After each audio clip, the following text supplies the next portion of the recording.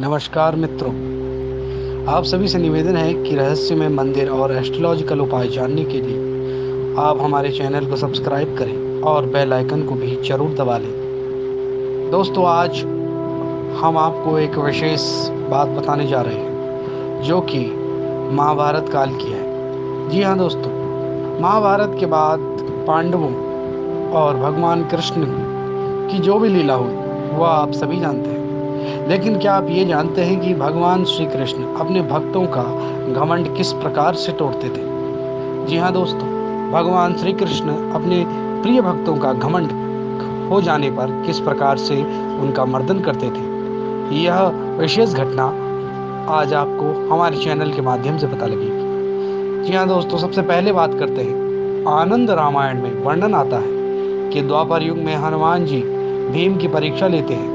इसका बड़ा ही सुंदर प्रसंग है। महाभारत में प्रसंग आता है कि भीम उनकी पूंछ को मार्ग से हटाने के लिए कहते हैं तो हनुमान जी कहते हैं कि तुम ही हटा लो, लेकिन भीम अपनी पूरी ताकत लगाकर भी उनकी पूंछ नहीं हटा पाता है।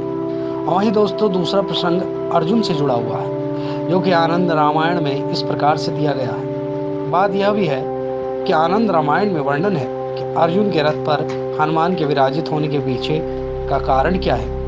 एक बार किसी रामेश्वर तीर्थ में अर्जुन का हनुमान जी से मिलन हो जाता है। यह उनसे हनुमान जी की और अर्जुन की पहली मुलाकात थी। तो अर्जुन हनुमान जी से कहता है कि आप तो राम और रावण के युद्ध के समय पे थे।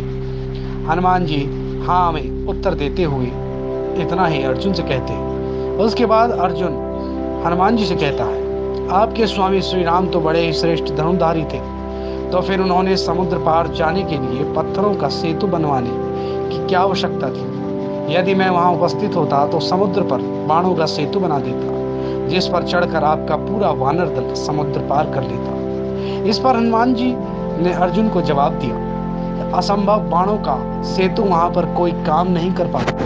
हमारा यदि एक वानर चढ़ता तो बाणों का सेतु छिन्न भिन्न हो जाता। इसी के प्रत्युत्तर में अर्जुन कहते हैं कि नहीं, देखो ये सामने सरोवर है, मैं उस पर बाणों का एक सेतु बनाता हूँ, आप इस पर चढ़कर सरोवर को आसानी से पार कर लेंगे। वहीं हनुमान जी प्रत्युत्तर में कहते हैं कि असंभव, ये नहीं हो सकता।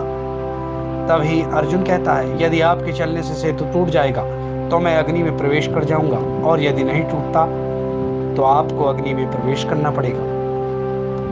हनुमान जी कहते हैं, मुझे स्वीकार है। तभी अर्जुन अपने प्रचंड बाणों से सेतु तैयार कर देता है। जब तक सेतु बनकर तैयार नहीं होता तब तक हनुमान अपने लघु रूप में ही रहते हैं। लेकिन जैसे ही सेतु तैयार हो जाता है, हनुमान जी अपना विराट स्वरूप धारण कर लेते हैं। हनुमान जी राम का स्मरण करते हुए उस बाणों के सेतु पर चढ़ जाते हैं। पहला पग रखते ही सेतु सारा का सारा डगमगाने लगता है। दूसरा पैर रखते ही चरमराया, और तीसरा पैर रखते ही सरोवर के जल में खून ही खून हो जाता है। तभी हनुमान जी सेतु के नीचे उतर आते हैं और अर्जुन से कहते हैं कि अग्नि तैयार करो। अग्नि प्रज्वलित होती है, और जैसे ही हनुमान अग्नि में कूदने वाले होते हैं तभी भगवान श्री कृष्ण प्रकट हो जाते हैं और बोलते हैं, ठहरो। तभी अर्जुन और हनुमान जी उन्हें प्रणाम करते हैं। भगवान ने सारा प्रसंग जानने के बाद दोनों से कहते हैं, हे हनुमान, आपका तीसरा पग सेतु पर पड़ा था।